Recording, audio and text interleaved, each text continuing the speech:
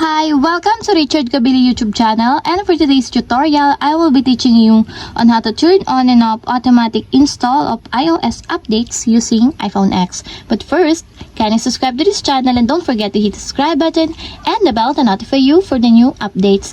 And let's start. Using your iPhone X, from your home screen first, go to Settings. Then in the Settings, scroll down and click the General. Then after that, in the General, click the Software Update. Then after that, in the Software Update, click the Automatic Updates. Then after that, in the Automatic Updates, find the Install iOS Updates, and as you will see, there's a switch button on the right side of it. Then all you have to do is just click it to enable until it becomes green. When the Install App iOS Updates is enabled, it is automatically install software updates overnight after they have been downloaded. You will receive a notification before updates are installed.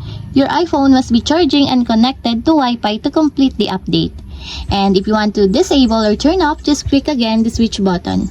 And that's it. We have successfully turned on and off automatic install of iOS updates using iPhone X. If you have a question, kindly comment down below, and don't forget to hit the subscribe button and the bell to notify you for the new updates. And thank you for watching!